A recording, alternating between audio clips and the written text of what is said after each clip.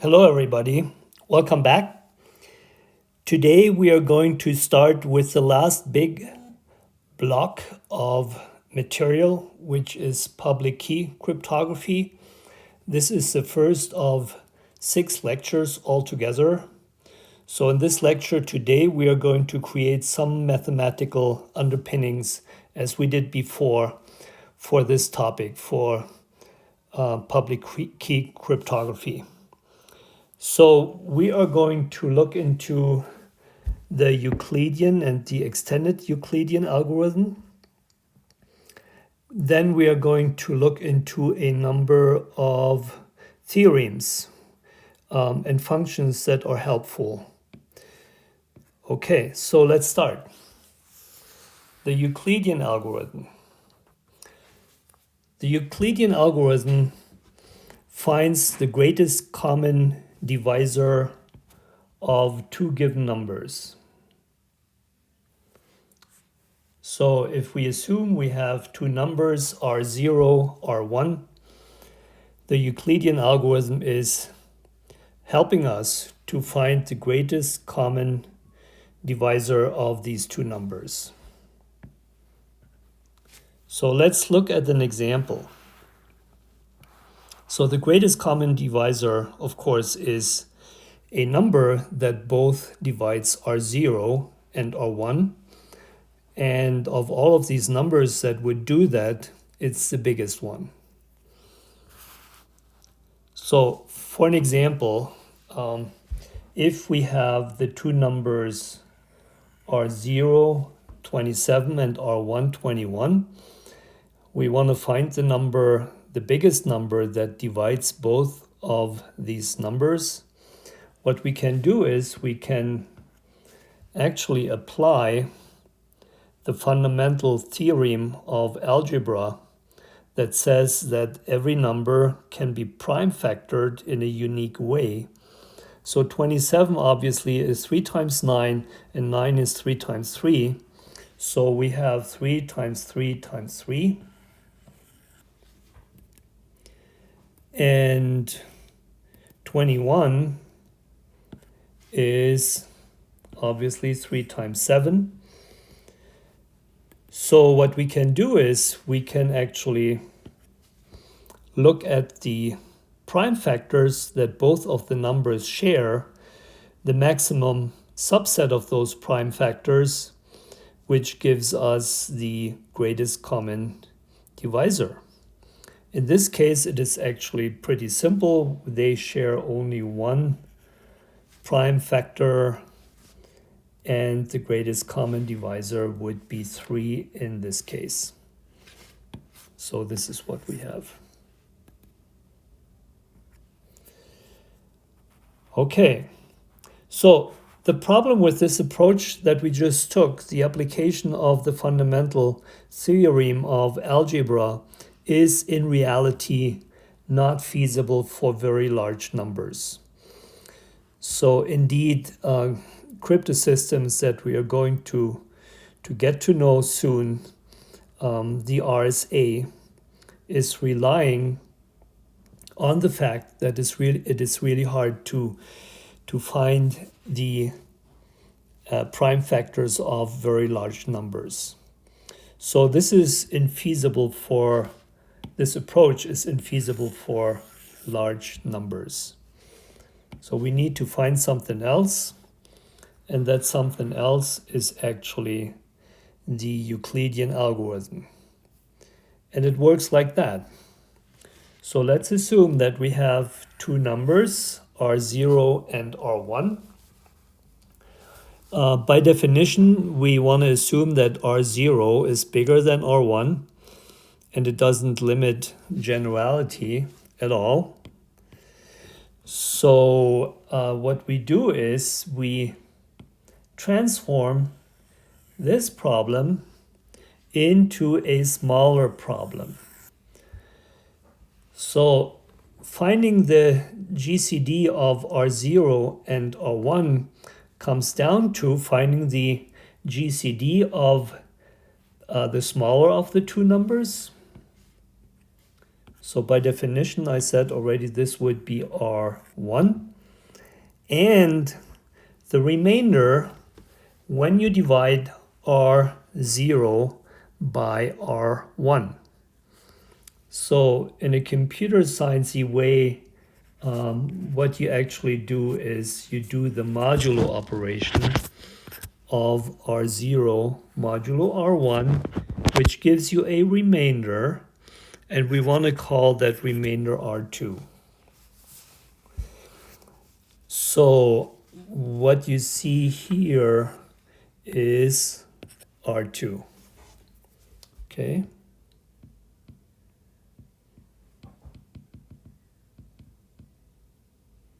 Alrighty.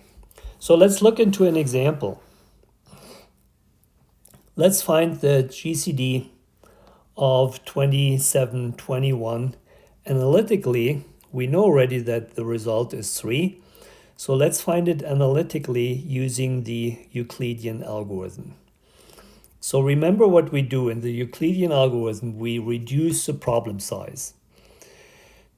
So, and what I didn't say actually is you keep reducing the problem size until the remainder is 0. So if until the remainder is 0, then you know that this number is actually the greatest common divisor. Alrighty, so let's look at the example and see how that works. So what we do is we have the original problem is 2721. So we need to reduce the problem size. We know already that one part of the problem, the new smaller problem, is 21. So the question only is what is the other part? And it is, by definition of what we saw before, it's the remainder if we divide 27 by 21. So when we divide 27, you see here is 27. If we divide it by 21, 21 goes only once into 27.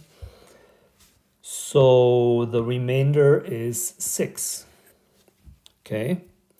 So in other words, our new smaller problem of finding the greatest common divisor is to find it of 21 and 6.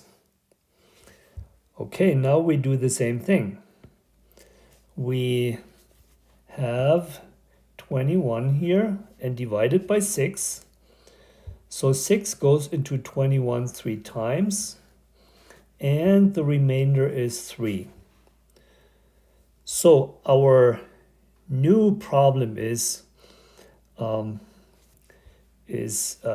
smaller of the two, 21 and 6, so it's 6, and the remainder is 3. So our new problem is to find the greatest common divisor of 6 and 3.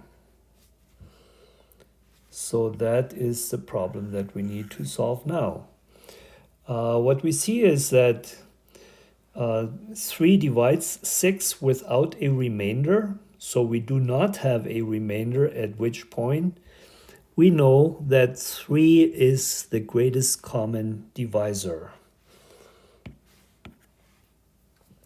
Let's rewrite what we did in a more systematic way to see the system of what we are actually doing.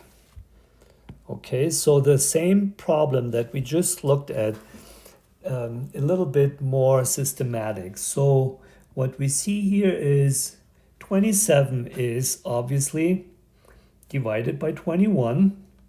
So 21 goes in there once, and we have a remainder 6. So now these arrows here indicate how this problem shifts. So the new problem that we have to solve is to find the greatest common divisor of 21 and 6.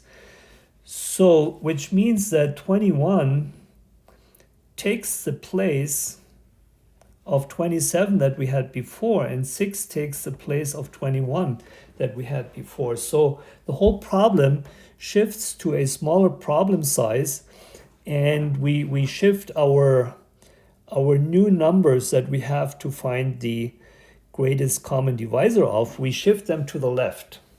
So which gives us this equation now. Okay. So this is pretty straightforward. We do the same thing. So 6 goes into 21 3 times. And the remainder is 3. So now our new problem, our new subproblem is again a small one. And we shift the numbers to the left. And 6 takes the place of former 21 and 3 takes the place of former 6. And we would keep going that way, but what we see here is that our remainder is 0. So we know this was the last round of the algorithm, and we know also that the solution to the problem is 3. Okay, so the question is, why does it actually work? So in principle, what I'm going to show here is a rationale, a proof, if you want, why the Euclidean algorithm works. So remember that the idea is the remainder is divisible by this GCD as well. So we create a smaller subproblem. And we keep doing that. So what happens here? Let's again assume, establish the basics here. So what we have is we try to find the greatest common divisor of R0, R1, and we assume that R0 is bigger than R1. So by definition, we reduce that problem to the problem of finding the greatest common divisor of R1 and R2. And remember, the R2 is the remainder. So by definition of how you define the modulo operation in computer science, you try to, you basically, this here is R0 modulo R1, which is R2. So by definition of this expression here, what that actually means is that we are interested in the remainder, while in a normal regular division, what we are normally interested in is the factor here. How many times does a number go into another number? So here in this case, we are interested in the remainder. So now comes the important idea. Obviously, R0 is divisible by the greatest common divisor. After all, that's what we try to find. So R0 is divisible, which means divisible by the GCD, which means that the other side of the equation, this part here, needs to be divisible by the GDC as well. So in other words, this is divisible by the GCD. So now you need to understand that R1 is divisible by the GCD as well. So which means that, of course, because again, the GCD divides both R0 and R1. So in other words, if R1 is divisible by the GCD, R1 times a factor is all the more divisible by the GCD. So when you look back, we said that this expression is divisible by the GCD, and this expression is divisible by the GCD. So if we subtract from this expression,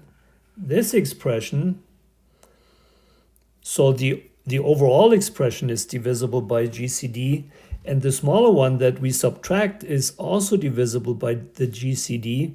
What that means is that this expression here, the remainder, must also be divisible by the GCD. So in other words, we have now proven that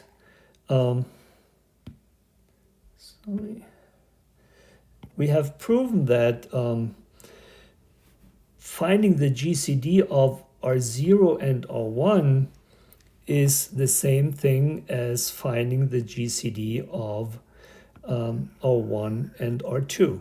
It's just a smaller problem, but it's the very same kind of problem.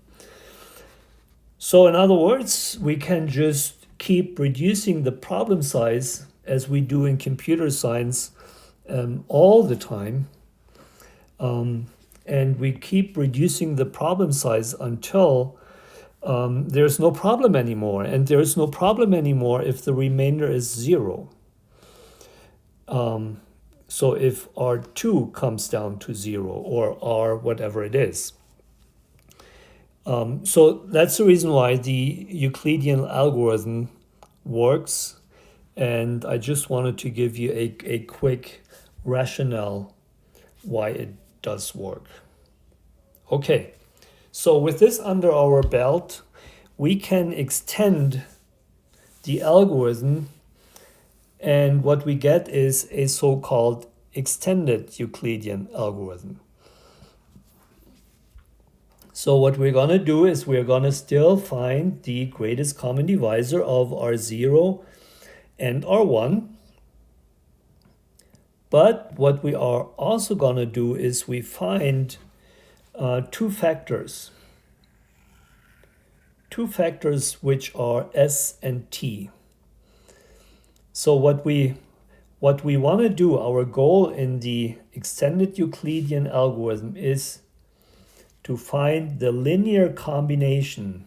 This is what we call a linear combination of the GCD, and the GCD is being expressed in terms of R0 and R1.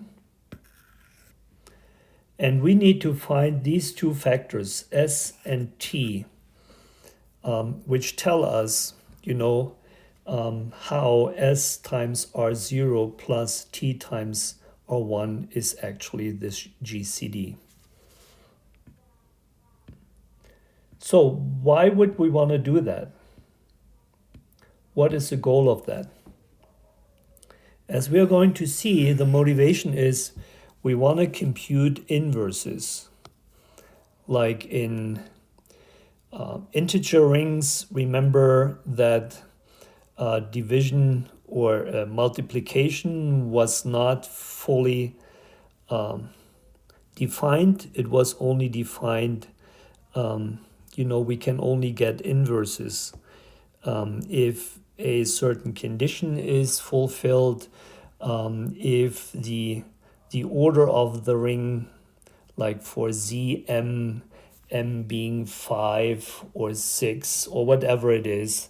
So if the M and a certain member of that ring, if they are relatively prime to each other. So only then the inverse exists, which is exactly the case if they are 1 modulo M. So in this case, the inverse exists. And what the extended Euclidean algorithm is doing is it actually allows us to compute the inverse directly. So we will find that the inverse is going to be T, and this expression is going to go away. And we are going to see why that is in a second. So what's the approach for the extended Euclidean algorithm?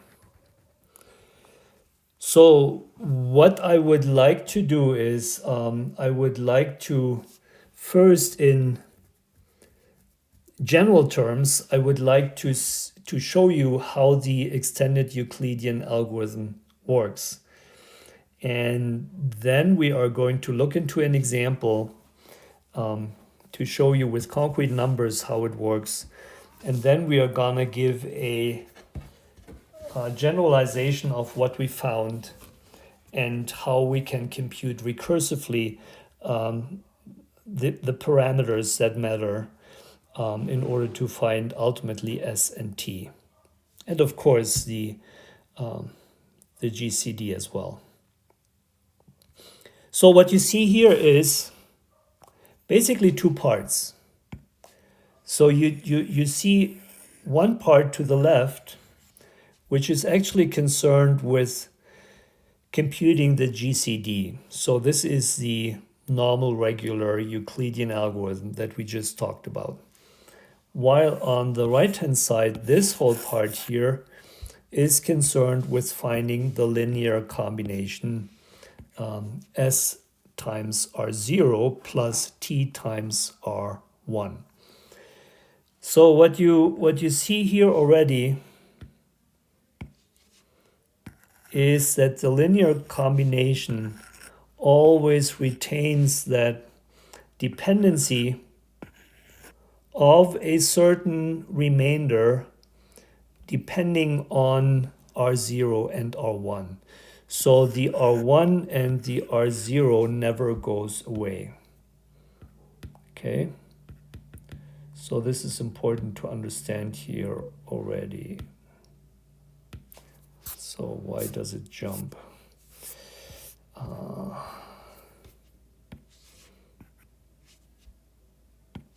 Okay.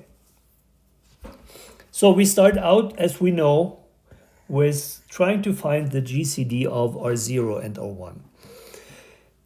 And we know by way of how the modulus is defined that R0 is some factor times R1 plus a remainder. So we talked about that already before. So now we need to find R2 depending on R0 and R1. So obviously this is easy to do. What I did is I put here in smaller letters and in gray, I put down that dependency. And you see that this translates easily into R2 being, some factor S2 times R0 plus some factor T2 R1. So these indices indicate the round that we are in. So we have R2 here, so the indices are the same. They are always 2 in this case here. And you also see that S2 is 1.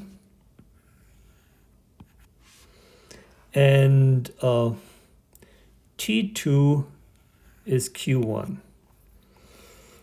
But of course, this is just math that just works out in the end if you follow the algorithm. I just wanted to draw that parallel. So now knowing the remainder R2, we can reduce the problem, to a smaller size, and we try to find the GCD of R1 and R2. So let's keep that in mind. What do we do with that? What we do is we need to find the next remainder, which is R3. And by way of how the modulus operation is defined, we can say, okay, R1 equals, R2 times the factor plus that remainder. And this is what we did before. So now we have a new problem. You know, we express the problem, the smaller problem that we have now in terms of R2 and R3, finding the GCD of R2 and R3, and so forth. So we would go on and on with that. But now on the extended Euclidean algorithm side, what you see now here is that the next remainder, R3, is depending on R1 and R2. So remember, to find the linear combination, it needs to be a dependency where R3 depends on R0 and R1. So I solved here in this equation, I solved for R3. So this is this. And while the R1 is good, because the linear dependency is, you know, depending on the linear combination is a dependency on R0 and R1. So the R1 is good here, but the R2 is not. So, but wait a minute. When you think about it, we do have already R2 also depending on R0 and R1. So what we can do is we can put R2 in here, and we get indeed a new equation where R3 is depending on R0 and R1. So you see, a simple substitution did the trick. By way of a simple substitution, we got rid of that R2, which we don't want to have. And we place R2 in terms of expressions that we do want to have, namely expressions that are depending on R0 and R1. So that's kind of easy. So you see that now we got R3. R3 is depending on R0 and R1. And we got the R2, the original R2, we got out of the way by just replacing it with something that is dependent on R0 and R1. So even though it's kind of primitive, I do it one more step, just to break the ground for what we are going to say a little bit further below. So in the next step this year, we have a new remainder R4, and that new remainder R4 now is expressed in terms of R2 and R3, both of which we are not interested in. We are neither interested in R2, we are not interested in R3, we are interested in expressions that depend on R0 and R1.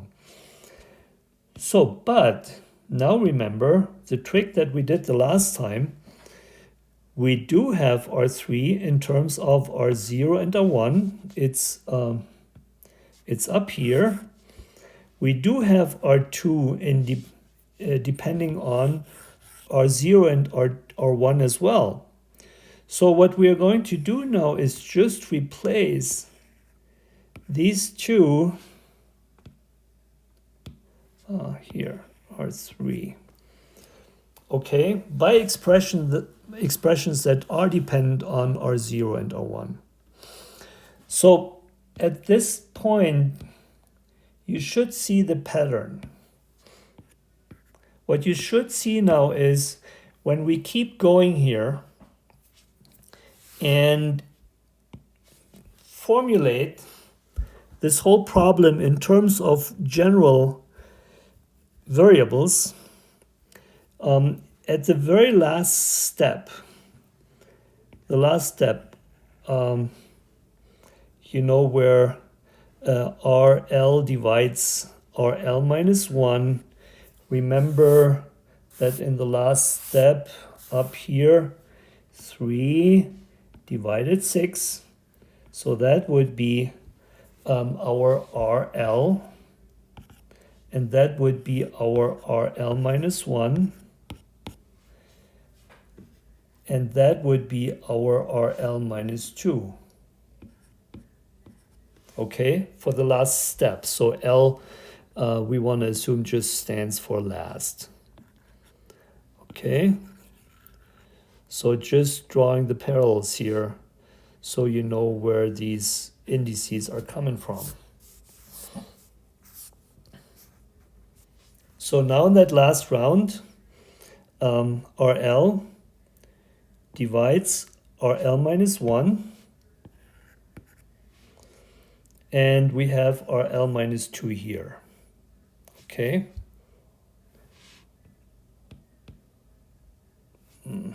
Sorry. Okay. So that's the last round. And now what we have seen before, RL depended on RL minus 1 and RL minus 2. So the same way like R4 depended on R3 and R2. Okay, so just see the pattern here. So in other words, we can solve, we can solve this equation for RL, which gives us this. So let me remove that mess here. So RL would be dependent on,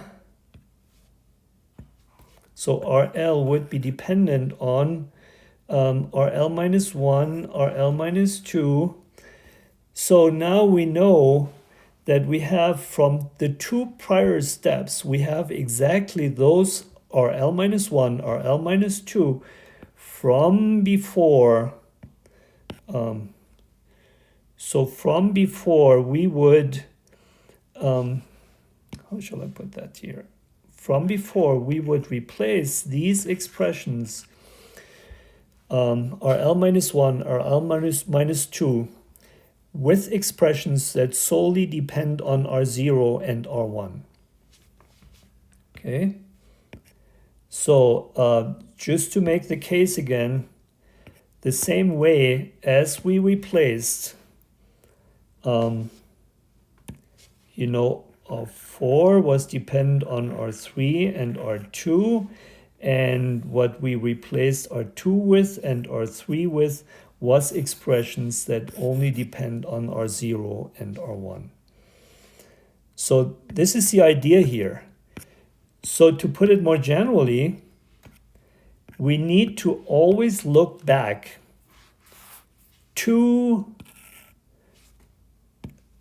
into the last two linear combinations in order to get the next one. This is what we actually do. We always look back into the last two. Okay? So one last, before we actually generalize this and cast it into a computationally easy to exercise algorithm, I want to make another case. So you wonder, is S and T, what numbers are those gonna be? You don't want to have fractions here for various reasons. So are S and T going to be integers? In order to understand that they actually are, you need to understand that we always solve for a remainder here. And solving for the remainder, when you look into these equations, involves multiplications and subtractions, but never, and additions, ultimately.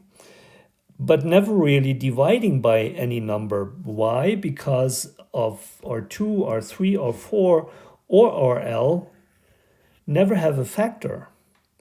So they're only there once. And if we solve them, it never involves a division. So we actually never get fractions. What that means is that S and T are actually integers. I just wanted to make that argument because we do want to have integers. Otherwise, the algorithm would be worthless if we try to find an inverse of a certain element of a ring or a field. So remember, t is going to be the inverse of a number r1, and we're going to see that soon. So that's our motivation, and for that to work, t actually needs to be an integer. It needs to be actually a positive integer. Okay, so let's look into an example. In this example, we tried to find the GCD of these two numbers, okay, 973 and 301. And as we are going to see is that GCD is 7, and we want to find the linear combination of what is S and T going to be such that S times 973 plus T times 301 actually yields 7. Okay, so this is what we tried to do. So what you are going to see here is on the left-hand side, this is our normal Euclidean algorithm. And on the right-hand side, this is our extension here. So that said, remember the first step, we tried to reduce the problem. So we divide 973 by 301. 301 goes into 973 3 times, but we are not interested in the division in the number 3 here. We are interested in the remainder, and the remainder is 70. So 70, this is the remainder. So this is our R2, and we need to express that remainder in terms of R0 and R1, which of course is easy to do. We just solve for R2 here, and we have the dependency that we are originally interested in, R0 and R1, which yields this equation. So now we have R2, our next remainder, expressed in terms of R0 and R1. Okay, so now the next step.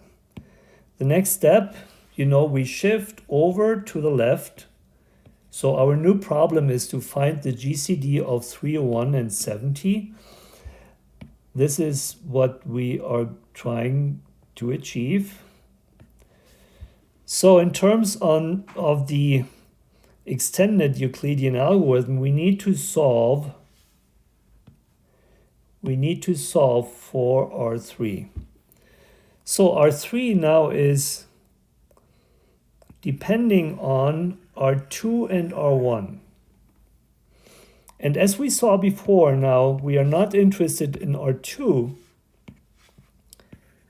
but what we can do is we can express R2 in terms of R0 and R1.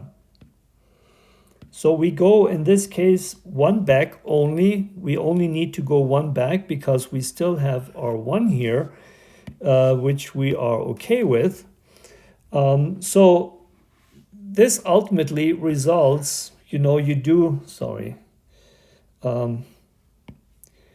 do your, you substitute R2 by the expression above, and then you multiply and you sort out, into R0 and R1, and we get this expression here.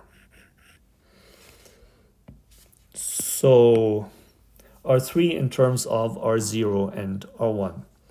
So now in the next step, and this is an important step because this shows the now warmed up system.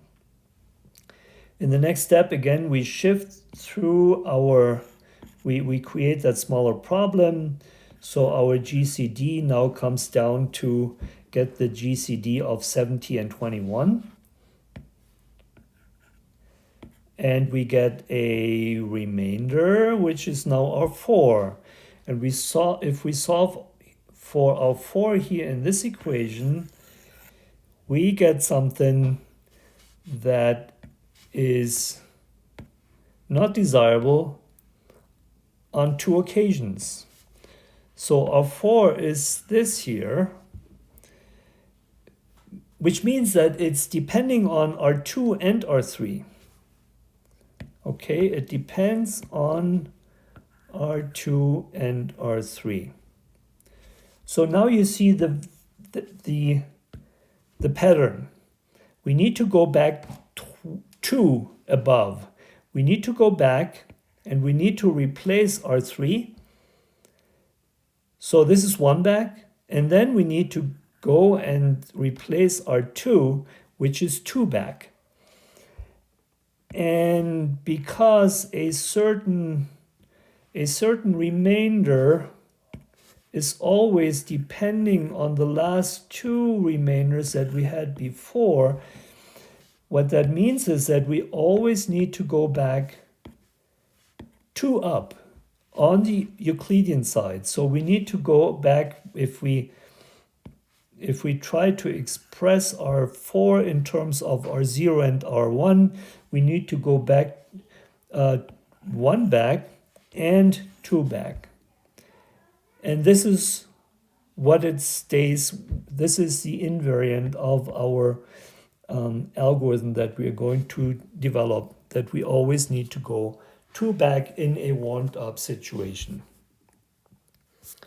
Okay, so here in this case, after we replaced R3 and R2 and gets the expression of R4 being only depending on R0 and R1, we finally get these factors S and T. Okay. So which gives us this result. So the GCD is 7, and it has this linear combination. So you see that this part here, the 7 is the result of the normal regular Euclidean algorithm, while this part here, the linear combination, is the result of the extended form of it. Okay, so let's generalize what we have seen so far. So in a warmed up situation on the extension part of the Euclidean algorithm, what we see is, we see for a certain index I, wherever we are, whatever I is, we have our I minus 2 depending on some factors and depending on R0 and R1. And the next step is our I minus 1, which again depends on R0 and R1, except that now our factors are in the next round and they are increased by 1. Okay. So this is the situation. Let's say that we have R3 here. So if this is 3, oops, sorry. So if this is 3, we have 2 here, and the next one to compute is 4. Okay. So remember, if we have 4 here, we look 2 back, which is 3 here and 2 here. Okay.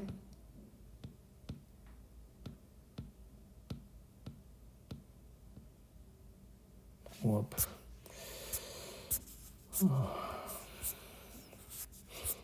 Sorry about that. Sometimes it just jumps for no reason whatsoever. So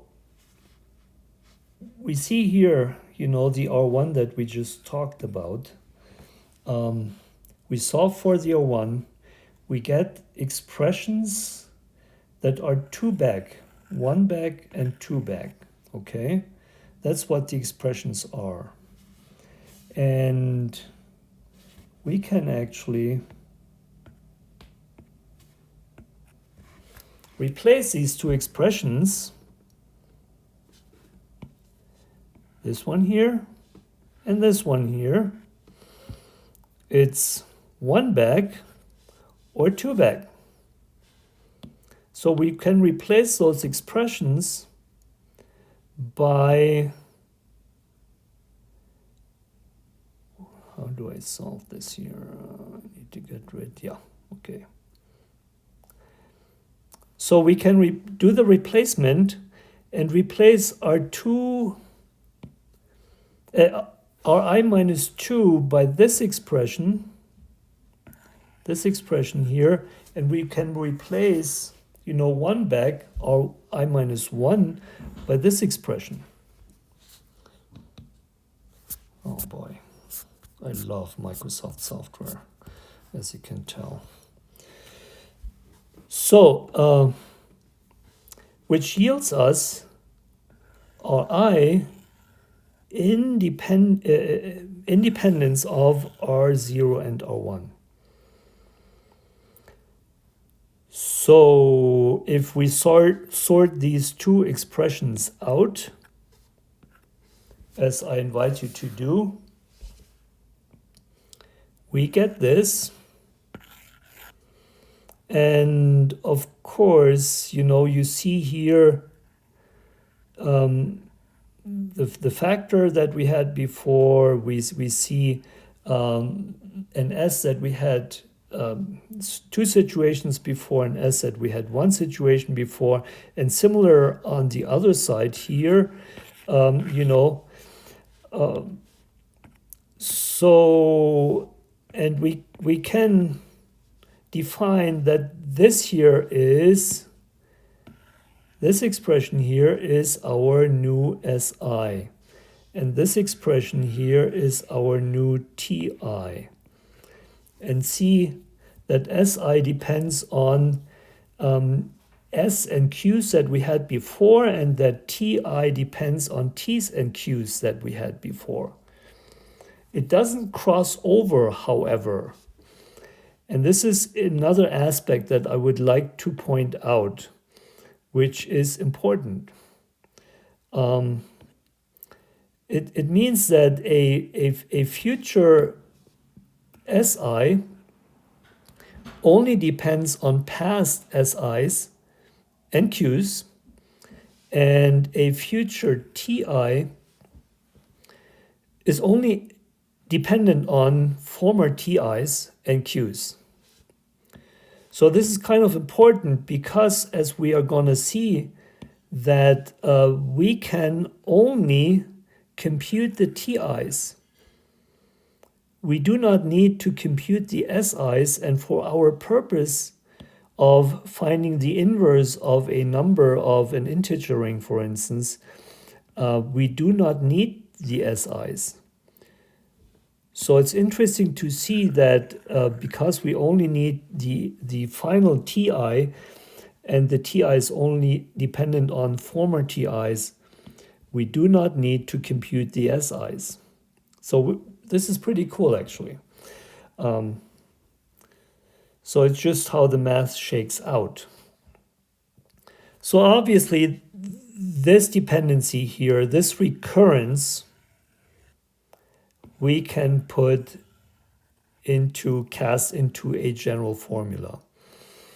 And this recurrence, that TI depends on, this expression, we can also put into this general recurrence, which is cool.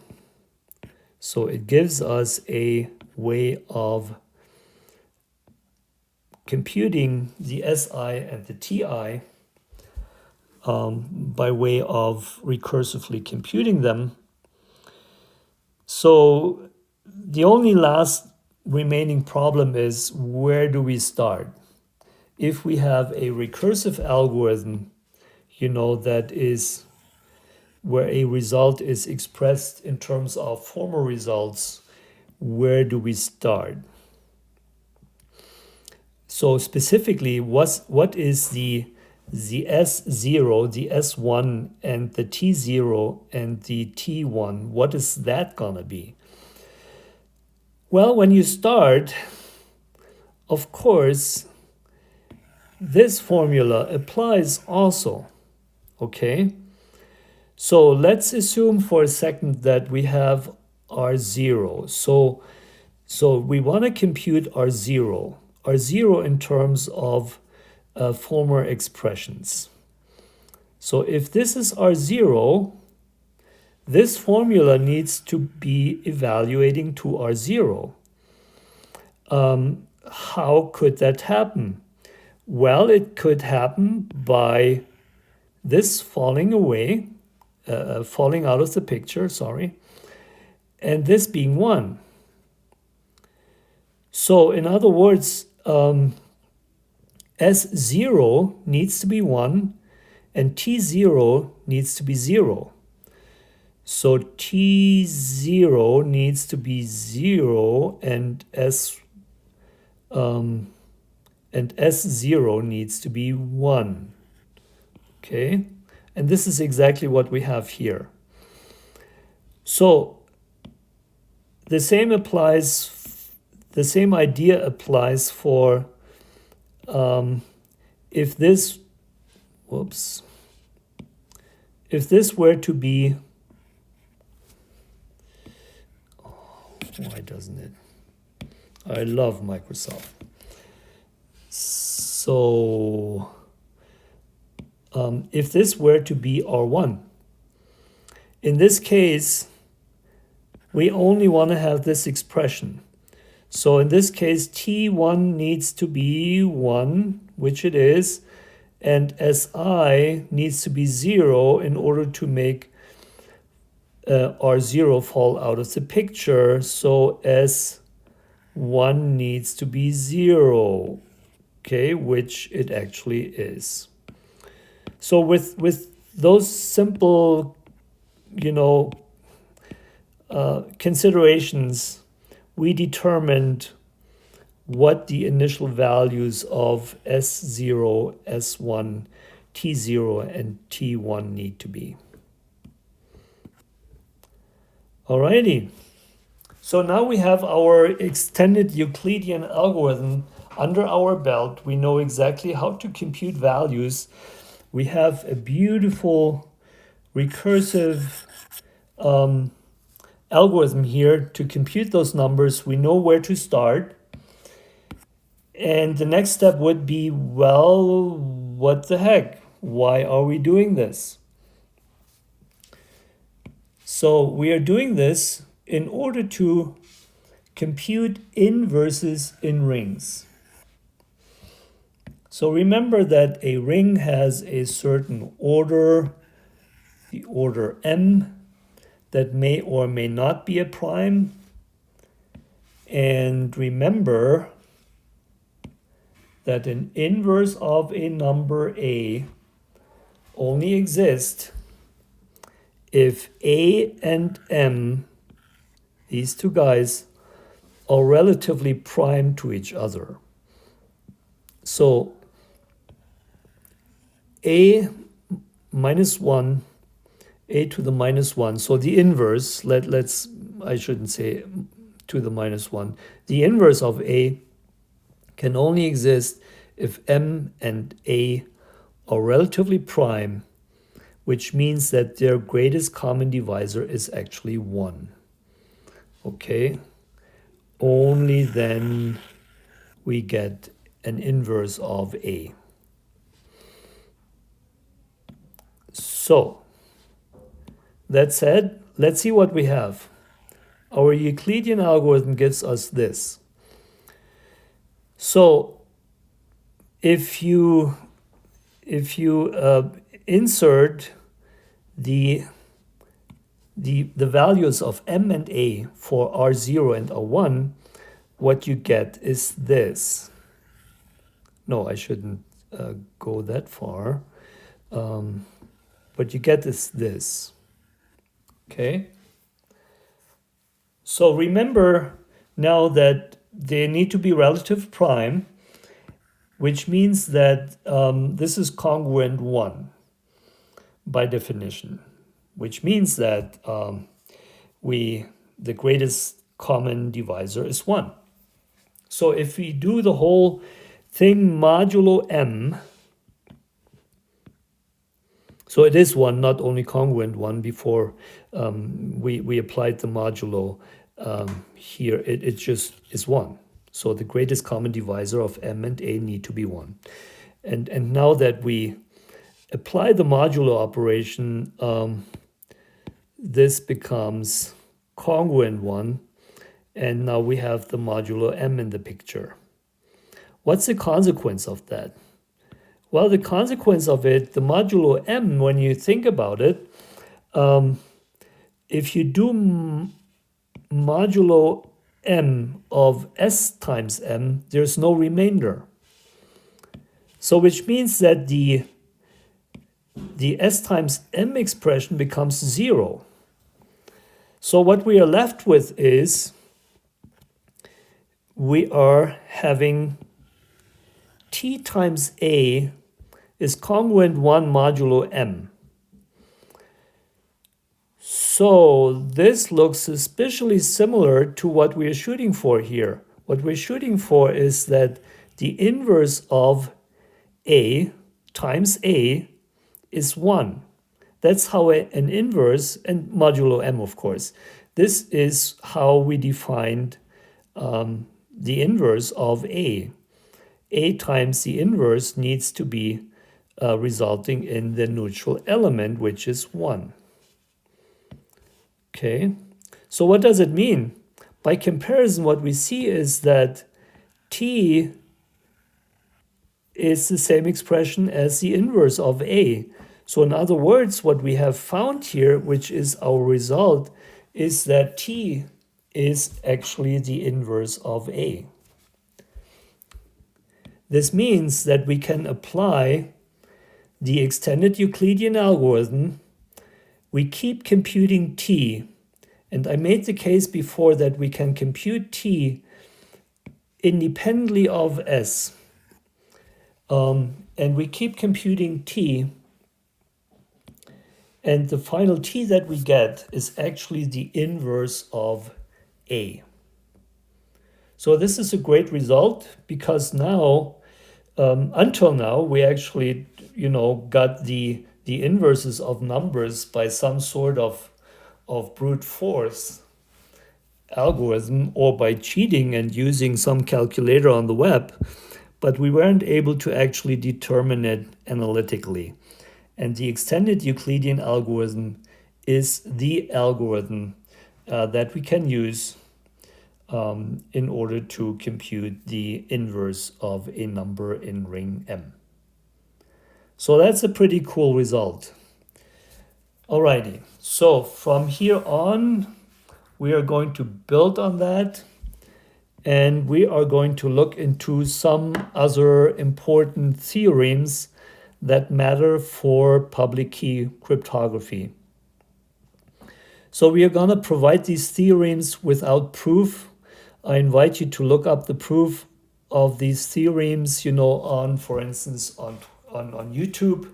There are tons of video clips out there doing that, so I don't want to waste time on that. And we are going to just take the result granted, and we are going to get a few eurekas on the way, a few rationales, but not hard proofs.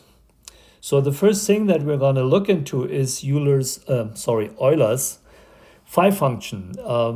That's how you say it, in where Euler comes from a German-speaking area, and you pronounce what you say normally Euler. Here in the US, it's actually Euler. So Euler's phi function. Given an integer ring of order m, so which has the elements of 0 all the way up to m minus 1, the question that we ask is, how many elements, this is the question that we ask, how many elements of this ring are relatively prime to m? And this is actually what phi of m is. So phi of m is that number of elements. It seems like a strange function, right?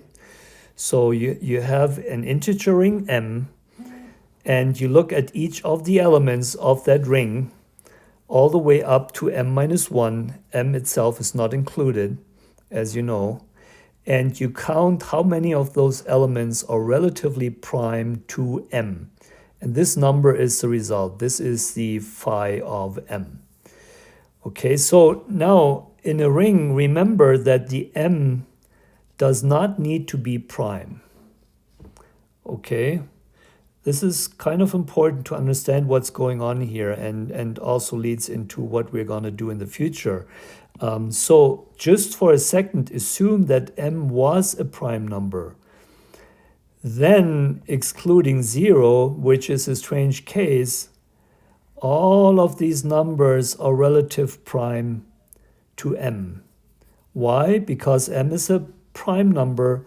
None of the other numbers starting at 1 up to m minus 1 would have a different greatest common divisor other than 1. So it would be all 1. Okay?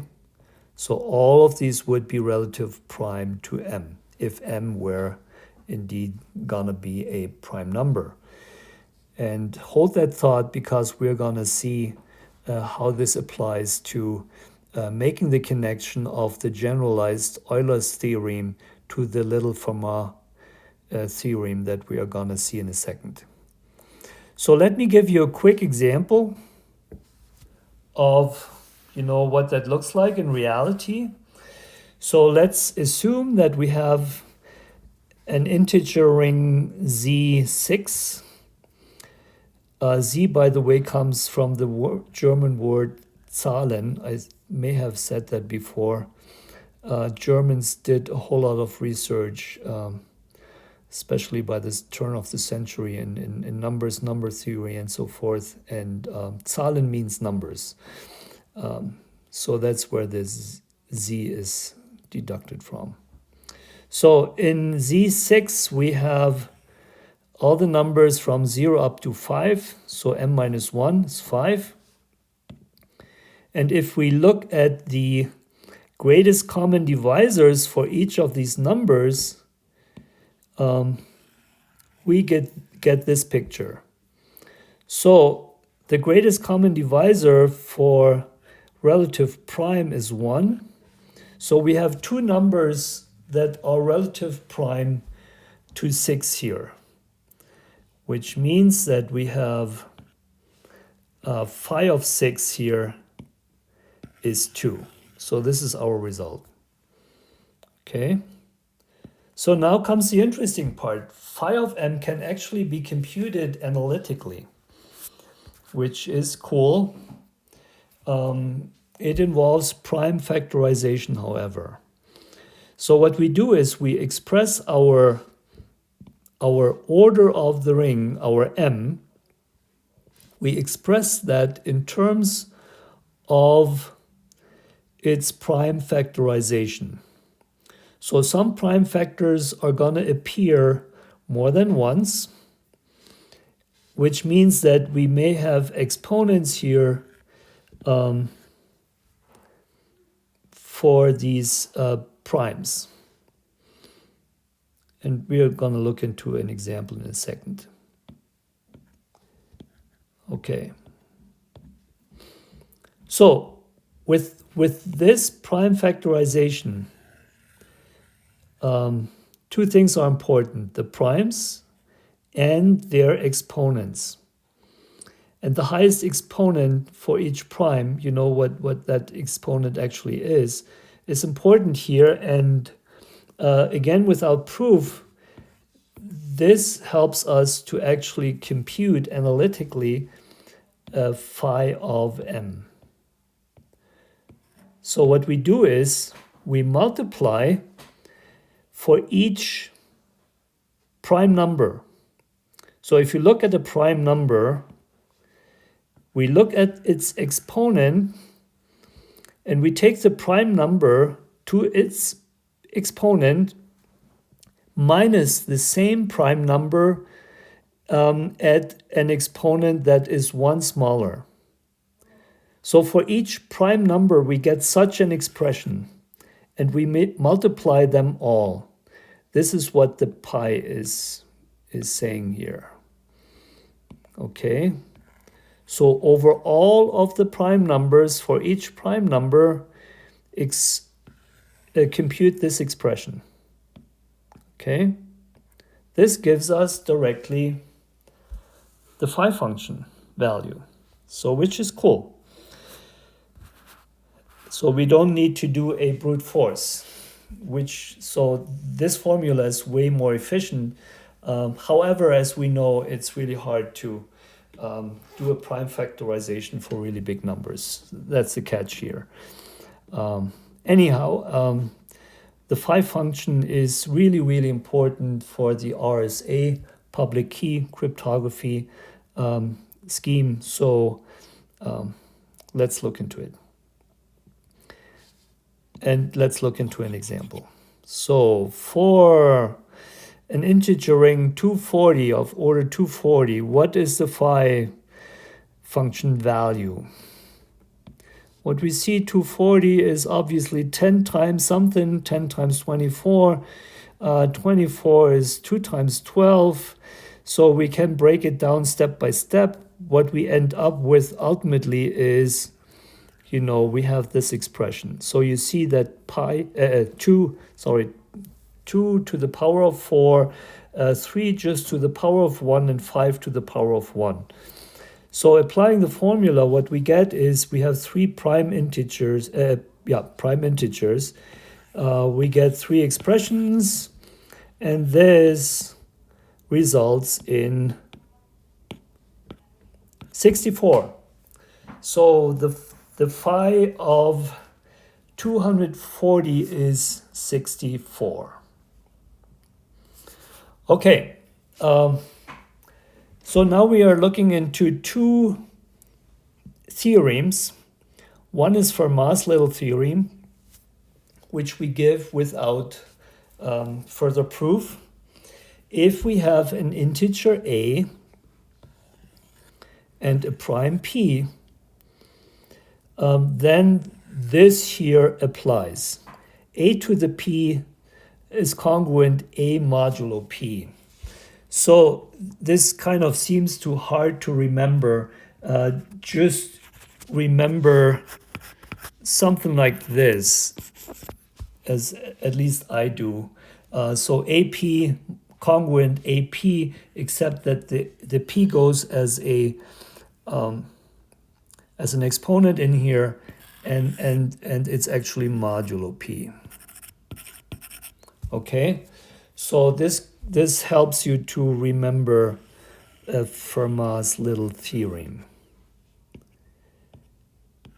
So convince yourself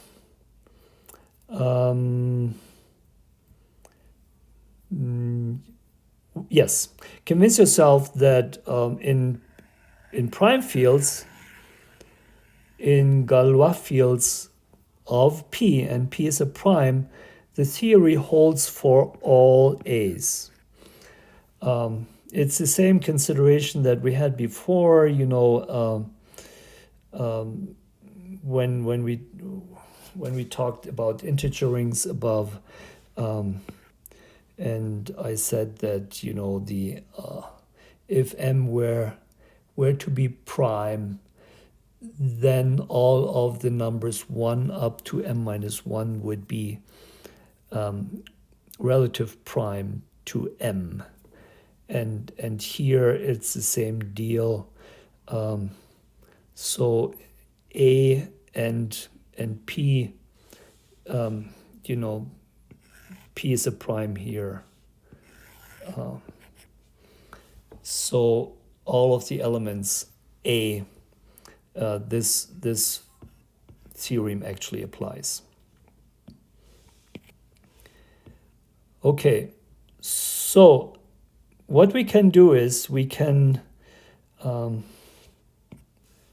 we can derive from Fermat's little theorem, we can derive another method how to find inverses. And this is really interesting. So when you look at that formula here, what we can do is we can divide this by A. And what we get is this here. So if we divide that by A, this becomes 1 here, and this becomes P minus 1. Okay.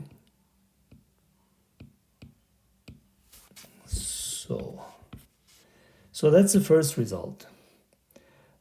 We get this expression here, just by dividing by A. And now comes an interesting approach. We can multiply that whole expression by A over A. So this A here is this A, and by dividing by another A, what we get, instead of P to the A to the P minus 1, we get A to the P minus 2 here. So just by doing a little bit of a transformation, we get this expression here. So now remember that for two numbers, for a number in a integer ring to exist, the inverse to exist, they need to be, the product of the two needs to yield 1. So this is what that means. Okay. So A times the inverse of A is 1 modulo P. So when you look and do the same technique that we did before, we compared expressions, when we compared the A minus 1 to T up here. So with the same technique, so this was what we did here. Okay, applying the same technique, what we find now is, interestingly, a way of actually computing the inverse of a number A in integer ring P, or in Galois field P. Integer ring P if P were a prime. So this is an interesting result. By just transforming and comparing, we get another way how to compute the inverse of a number. So here's another remark that I would like to do. This applies for prime numbers. It normally does not apply for numbers that are not prime. So, in other words, we could use this expression, the Fermat's theorem. I mean, it's the same thing up here. So this here applies for prime numbers P. The opposite is not quite true. So if this doesn't apply, we know that P is not a prime. So if we put in numbers here for P, and this does not hold, we know that the number is not a prime. However, the opposite is not true, unfortunately. There are very, very, very rare composite numbers that you could put in here that are not primes, and Fermat's little theorem still holds. So what that means is that to use Fermat's little theorem in order to determine whether a number is prime or not is unfortunately not a very safe indicator. And we're going to see that in the next lecture. Okay, let's get into some real quick examples. So just to see, that Fermat's little theorem applies. Remember, a to the p is a modulo p. So if we have p to be 2 and a to be 5, what we see here, and you can do the math yourself, it actually holds. So because what we get is we get 25 is congruent 5, and you can see that 25 divided by 2 can have a remainder of 5. I mean, the remainder is 1, strictly speaking, when we max it out, but 5 is also a remainder. Convince yourself that 5 is in the same equivalency class than 1 when it comes to modulo 2. All right. So the same is true for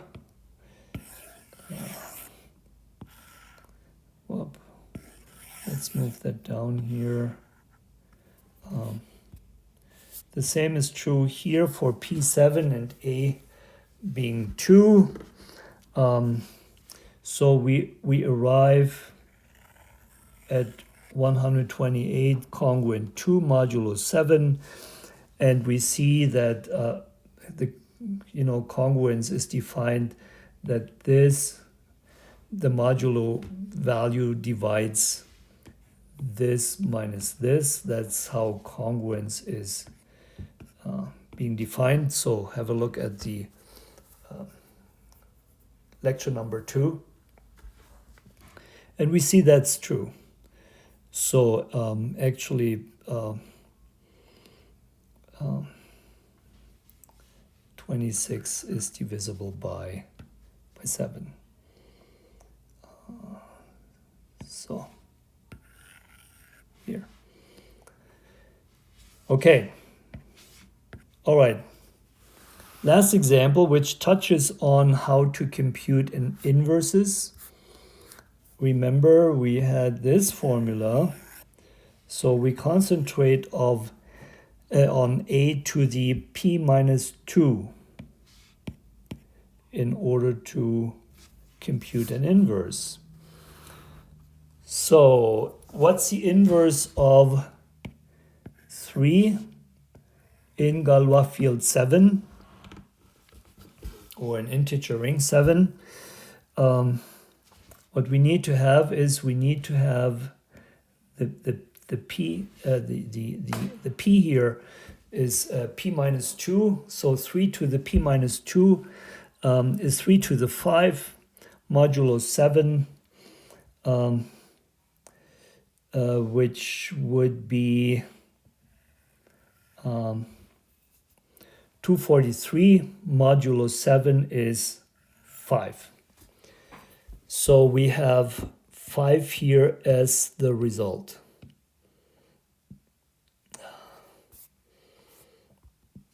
And we can verify that. So 5 times 3 is 15, which is congruent 1. And if you do modulo 15, modulo 7, you see that there's a remainder of 1. So the result is correct.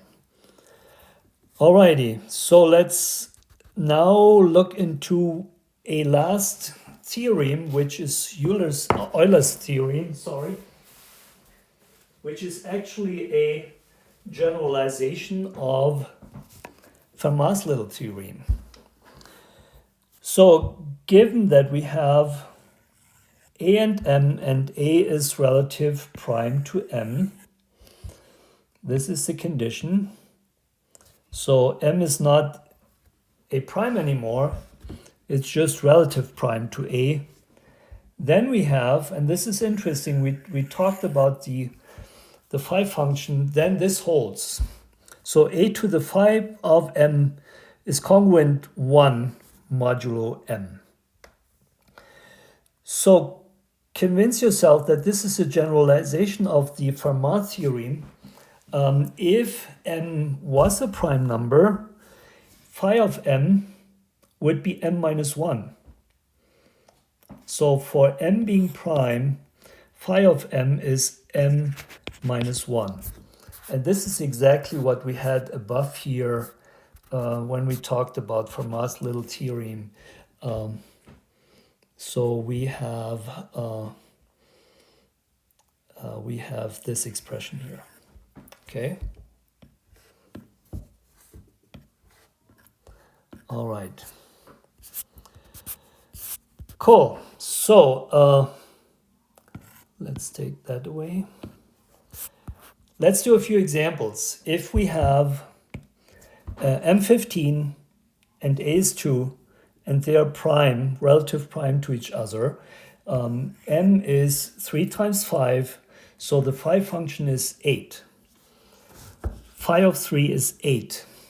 So if we put that into Euler's theorem, what we get is this, which obviously holds as you can compute and check yourself. Okay. All right, you guys, this would be all for today. Thank you for chiming in, for listening, and I see you in the next class.